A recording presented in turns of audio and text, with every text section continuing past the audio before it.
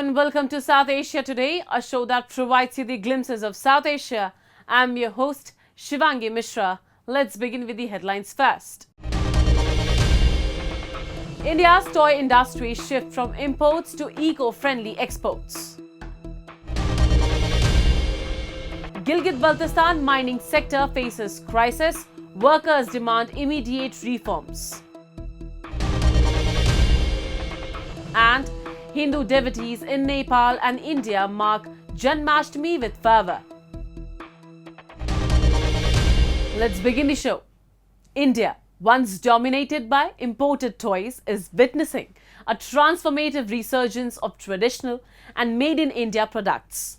The import of toys in the country saw a sharp decline of 57% in the fiscal year 2022-23. The Indian toy market is now focusing on providing children with toys that aid in their overall physical and intellectual development. Let's delve into India's journey of being vocal for locals. Building blocks, puzzles, dolls, stuffings, toys are child's best friend. They bring joy and laughter, can be educational and can play a fundamental role in child's development. In India, where over 158 million children are in the age group of 0 to 6, there's a huge market for the toy industry. India used to import a large percentage of toys until August 2020, when Prime Minister Narendra Modi gave a clarion call to rebrand the Indian toy story.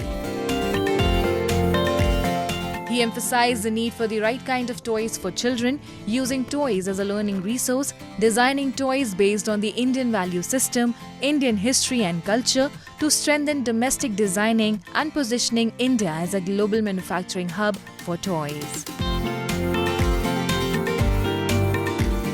The government devised a comprehensive action plan to boost local manufacturing and make India the global toy hub by incentivizing the manufacturers. The dividends soon emerged. As an outcome, the Indian toy industry witnessed remarkable growth in financial year 2022-23 in comparison to financial year 2014-15, with the exports of toys surging by an impressive 60% from $203.46 million in 2018-19 and $325.72 million in the fiscal year 2022-23. Today, the size of the country's domestic market stands at an estimated value of $1.5 billion and is projected to reach $3 billion by 2028. This sector is fragmented, however, with 90% of the market lacking organization and 4,000 toy industry units from micro, small and medium enterprises.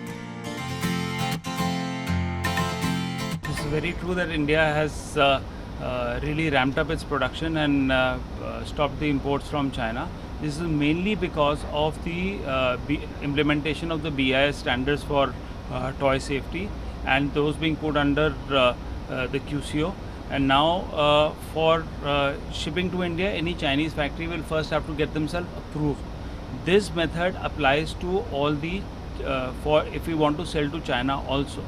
So the Indian toy industry has managed to do this primarily on account of the QCO, and this is just the beginning. I think because of the QCO, the Indian industry has realized that they can do a lot more products than they thought that they were even capable of, and I think in the future they are going to have much more. They're going to grow much more than this. From traditional handcrafted play items to the most advanced robotic gadgets, the Indian toy industry is booming today. In a time like today, when the world market is dominated by harmful plastic toys, the Indian toy industry is striving to offer the world a sustainable alternative to cater to their demands. Amongst the long-standing art of toy making, the Channapatna toy of Karnataka stands out as a gleaming glory of India's age-old traditions. Channapatna, often regarded as the toy town of India, is known for its vibrant and intricately handcrafted wooden toys. These toys are often coated with a non-toxic, natural lacquer and dyes extracted from vegetables and trees. In a step towards an eco-friendly environment for centuries, these artisans have meticulously crafted these wooden toys, carrying forward the legacy of their forefathers. 100 year से है business ये है हमारा father से चला का है अभी ये 4th जनरेशन का है बिजनेस ये अभी हम हैंड ओवर कर लेके जा रहे हैं अभी इधर ये है फेमस चनपटना टॉयस है ये पूरा लैकरिंग टॉयस आता है with non lead chemical with आता है आपको जो ये कलरिंग लगाते हैं लैकर वगैरह सभी ऐसा वगैरह सभी लैकर आता ना ये सभी आके नॉन टॉक्सिक रहता है कहीं भी वर्ल्ड में नहीं बनता है इधर बर्निंग करके ये करके इसका लैक आता है नेचुरली वेजिटेबल डे डाल के बनवाते हैं इसीलिए ये फेमस है फर्स्ट पर्टिकुलर कुछ अलग अलग स्टेट में एग्जीबिशन अभी गवर्नमेंट एग्जीबिशन लगता है कर्नाटका डेवलपमेंट का एक एग्जीबिशन लगता है अभी आपके दिल्ली में बोले तो दिल्ली हाट में लगता है अभी गुजरात में बोले सूरजकंड बोल के उधर एक लगता है The handcrafted wooden animals, friends, figures of Hindu gods and goddesses, traditional folks, and decorative items like beads and hangings are some of the most popular Channapatna art. The making of artifacts requires great artistic prowess in craftsmanship, following which the artisans go through an intensive process of cutting and shaping wooden pieces into artistic pieces, characterized by intricate carving and the coating of naturally extracted dyes onto them. Instances like these not only showcase the significance of Indian traditional crafts but also help in achieving sustainability goals, making it a win-win for both people and the planet. Moving on. 3 years after the Taliban's return to power in Kabul, Afghanistan is mired in turmoil, with Afghan women suffering the most. And the regime has been imposing harsh restrictions on women and have barred them public spaces and education in the name of Sharia law. The Taliban's promises of economic recovery have faded into a reality marked by oppressive restrictions. The newly ratified law on the promotion of virtue and the prevention of vice, with its 35 articles, further tightens control over women's lives, enforcing full body coverings and silencing their voices in public. Afghanistan's future grows dimmer as these repressive measures deepen. It's been 3 years since the Taliban took control of Kabul, marking a dramatic shift in Afghanistan's socio-political landscape. Despite promises of economic recovery, the nation remains in turmoil, with Afghan women bearing the brunt of Taliban's oppressive regime. From the outset, the Taliban enforced a series of harsh restrictions on women, imposing strict dress codes, denying them access to education, and silencing their voices in public life. Recently, the Taliban solidified their control by ratifying a new morality law in Afghanistan that introduces strict regulations on behavior and lifestyle. This law, which codifies many existing restrictions, has sparked significant concern due to its impact on daily life, particularly for women. Afghan women are now required to cover their entire bodies, including their faces, rendering the previously common hijab inadequate. Additionally, women are now prohibited from singing, reciting, or reading aloud in public as their voices are deemed intimate and should not be heard. Ravina Shamdasani, the chief spokesperson for the United Nations Human Rights Office, has condemned the law, calling for its immediate repeal. The newly adopted law on the promotion of virtue and the prevention of vice by the de facto authorities in Afghanistan cements policies that completely erase women's presence in public, silencing their voices and depriving them of their individual autonomy, effectively attempting to render them into faceless, voiceless shadows. This is utterly intolerable. UN High Commissioner for Human Rights Volker Turk calls for this egregious law to be immediately repealed. The long list of repressive provisions that this law imposes on women reinforces a number of existing restrictions that violate their fundamental human rights, including their freedom of movement, their freedom of expression, and their right to live free from discrimination. The law includes a requirement to wear clothes that completely cover their bodies from head to toe, including their faces. A ban for transport providers on transporting women unless they're accompanied by a male relative. And a prohibition on women's voices being heard in public. Disempowering and rendering invisible and voiceless half the population of Afghanistan will only worsen the human rights and humanitarian crisis in the country. The situation for Afghan women continues to worsen. They are now prohibited from making eye contact with men who are not their relatives by blood or marriage.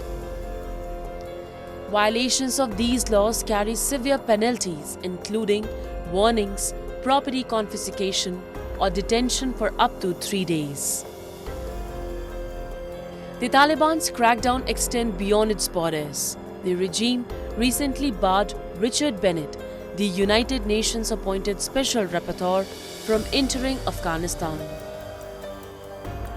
The Taliban administration accuses him of spreading propaganda about their human rights violations.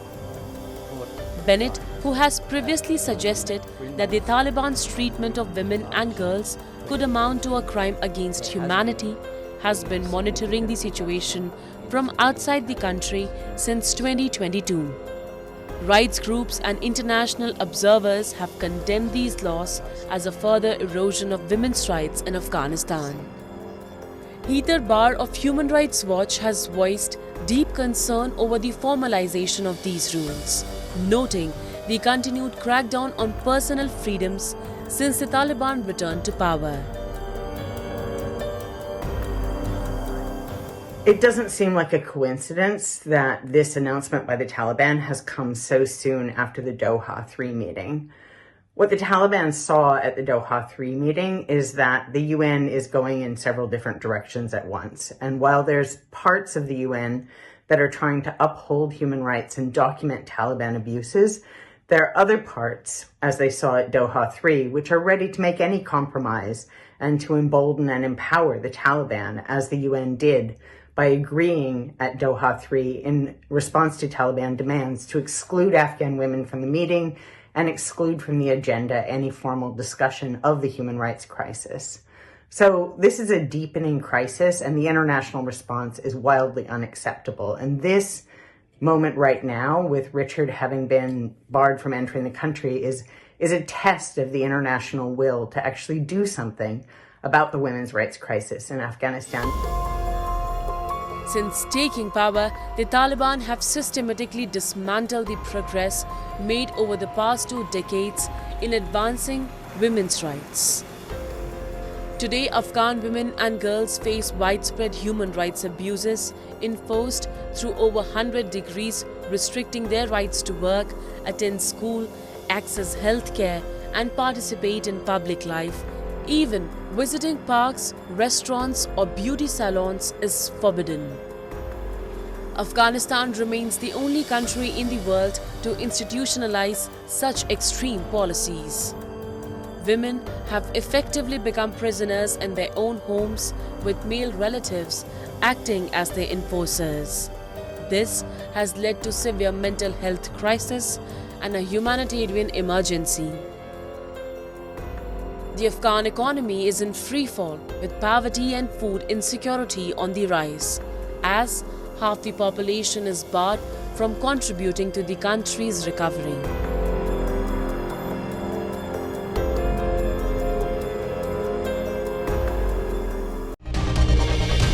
Now we take a look at some happenings in Asia in a segment called Asia Watch.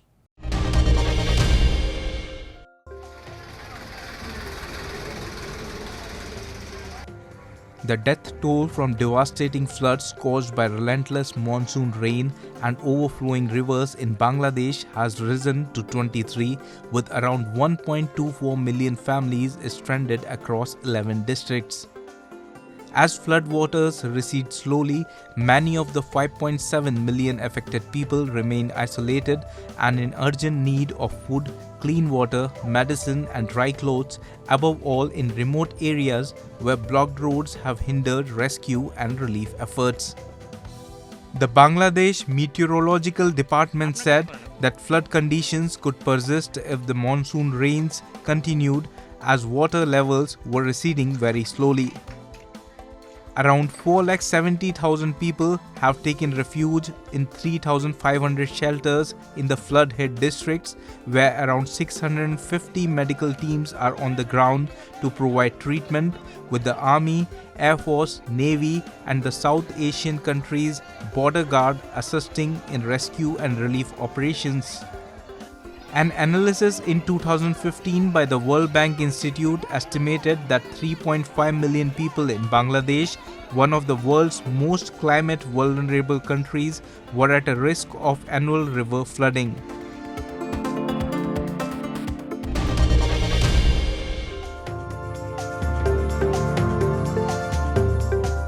The record high temperatures and sweltering weather that suffocated Japan this summer did not stop father and son Yasuyuki and Yukihiro Kurosawa from tending their crops, not least because they feel they have no choice but to keep working.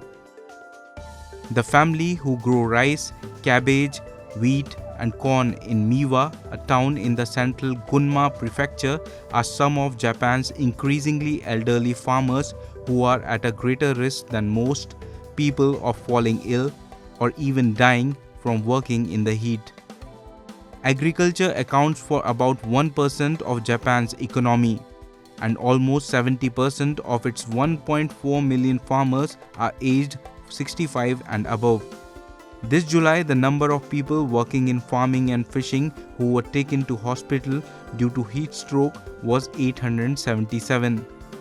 Nearly 5 times the number in June, according to the Fire and Disaster Management Agency. In 2022, 29 farmers died from heat stroke. But other than some basic precautions like avoiding the hottest times of day and staying hydrated, the Kurosawas say they have to keep going despite the heat.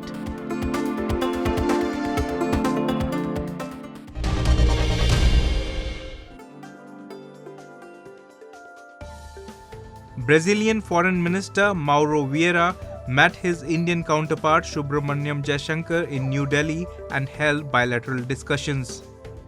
Jaishankar appreciated Brazil's partnership with India on trade and biofuel energy cooperation, while Vieira mentioned how trade flows between the countries have substantially gone up despite the challenges posed by the current international scenario. Vieira, who was on a 4-day official visit to India, said there has been a significant expansion of bilateral agenda in key areas like defense, agriculture, and energy cooperation between the two countries. Brazil is all set to host the G20 summit later this year after India officially handed over its presidency to the nation in the 2023 session. India and Brazil have built a strong relationship in recent years based on common positions on issues such as global trade talks and the expansion of the UN Security Council.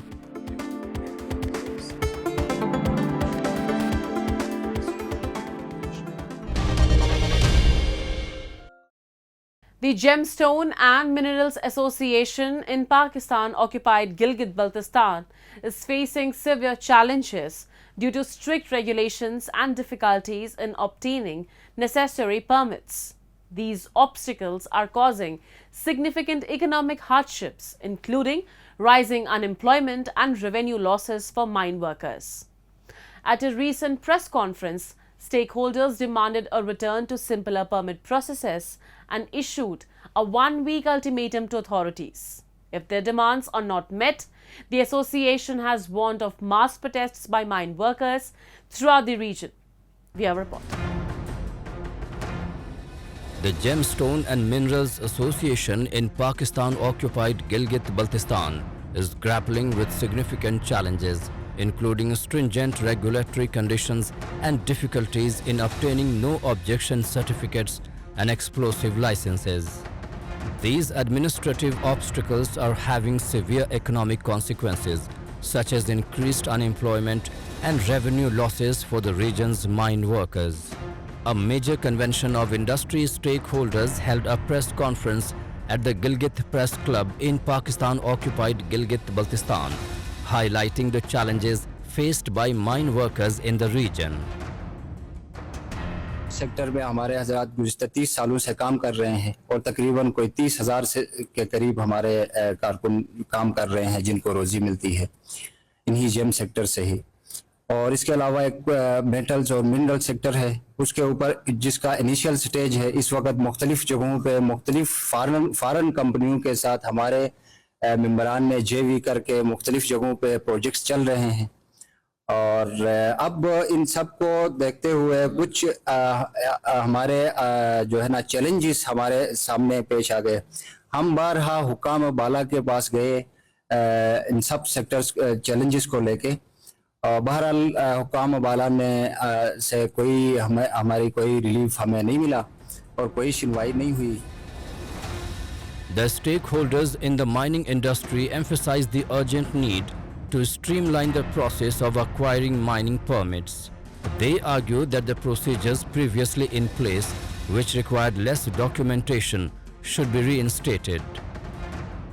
Pass practices हमारे पास ये थे कि पिछली दफ़ा हम इस तरह करते थे, इससे पहले हम इस तरह करते थे कि हमें परमिट दिया जाता था आसान एक साथ में और वो हमारा एक पावर ऑफ अटार्नी होती थी। हम अपने एक नुमाइंदे को भेजते थे, वो आता था हफ्ते का कोटा लेके जाता था पहाड़ों के ऊपर जाके अपना माइनिंग कर रहा था, जो कि अभी पावर ऑफ अटार्नी भी ख़त्म किया है गवर्नमेंट ने और बारूद देना भी बंद कर दिया है।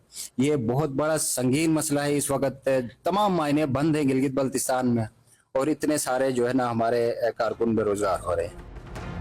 Citing the looming threat of unemployment and growing frustration among mine workers, the Gemstone and Minerals Association in Gilgit-Baltistan has issued a one-week ultimatum to the authorities to meet their reasonable demands.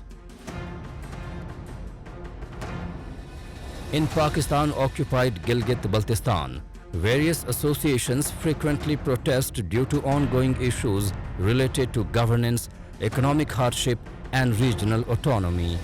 These protests often stem from a combination of economic, administrative, political, and social issues, reflecting the region's struggle for better governance, equitable treatment, and improved living conditions. Being a highly spiritual country, festivals are at the heart of people in India. The country celebrates a number of festivals throughout the year that offer a unique way of seeing Indian culture at its best. So today, in our series of cultural stories, we take you to India and neighbouring Nepal, where Janmashtami festival was recently observed with great devotion. Have a look.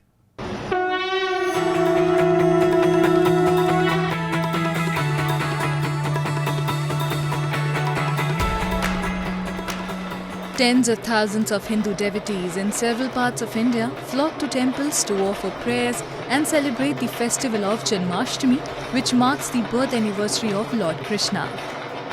Devotees danced and chanted religious hymns and slogans as they waited in long queues to catch a glimpse of Lord Krishna on his birthday. Devotees take turns to sway their beloved Lord Krishna sitting in the decorated palanquin and seek blessings for their well-being. However, Janmashtami is a Hindu festival. People from all religions take part in these grand celebrations. बहुत हर्षित हो रहा हूँ कि ऐसा सौभाग्य मिला कि आज कृष्ण जन्माष्टमी के दिन पे जन्मस्थान मंदिर में यहाँ आऊँ। बहुत ही कृष्ण जी की कृपा है ये। जन्माष्टमी के लिए भोग, भगवान को फूल, सब कुछ और निर्जला व्रत रखा है भगवान जी के लिए और नाच रहे हैं, गा रहे हैं। नाचने में तो मैं बिल्कुल मग्न हो जाती हूँ। The celebration of Krishna Janmashtami is marked by a variety of traditional practices. One of the highlights is the preparation and sharing of special sweets. Among the favorites are pedas, laddus and kheer, which are offered to Krishna's idol and then distributed among devotees. Temples were beautifully decorated with lights, flowers and rangoli designs. Special prayers and rituals are performed and the idol of Krishna is adorned with new clothes and jewelry. Moreover, Nepal too soaked in the festivities of Krishna Janmashtami with full of devotion and joy. Devotees, especially women, spend the night chanting prayers and devotional songs, dancing and lighting oil-fed lamps. The renowned and artistic Sri Krishna temple that stands tall on Patan Darbar Square is made of stones by the then king of Patan, Siddhi Narsingh Malla. झुलाइरहेको छ गरिरहेको छ गर्छौं अब दिउँसभरि निलार व्रत बस्छौं अनि बेलुका फेरि भगवानको चाहिँ प्रसादी बनाएर मनभोगहरू बनाएर भगवानलाई टक्राएर आरती गरेर अनि हामी प्रसादी खान्छौं अब सके रातभरि जागराम बस्नु भन्छन् अलि सकिदैन बाबु है परिवारहरू सके भने बस्छन् भजन कीर्तन गर्ने त्यही होला. According to Hindu religious scriptures, Lord Krishna is worshipped as the 8th incarnation of Lord Vishnu, preserver Hindu god. Dramatic enactments of his antics as a mischievous child and his fun-loving, flirtatious relationships with the gopis of Vrindavan, where he spent his childhood and youth, draw huge crowds on the festival. The festivities conclude at midnight, and it is believed that Lord Krishna was born at that hour. The festival of Janmashtami is being observed from time immemorial and holds a great significance in the lives of people as it teaches us how to fight evil and falsehood and establish truth. The festival's essence lies in its ability to bring out the best in us: compassion, devotion, and a sense of joy. Through vibrant celebrations and heartfelt devotion, Krishna Janmashtami reminds us of the timeless teachings and the divine presence of Lord Krishna in our lives.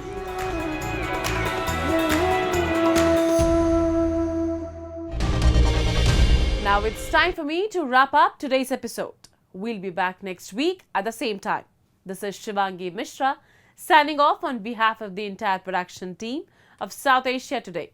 Goodbye and take care.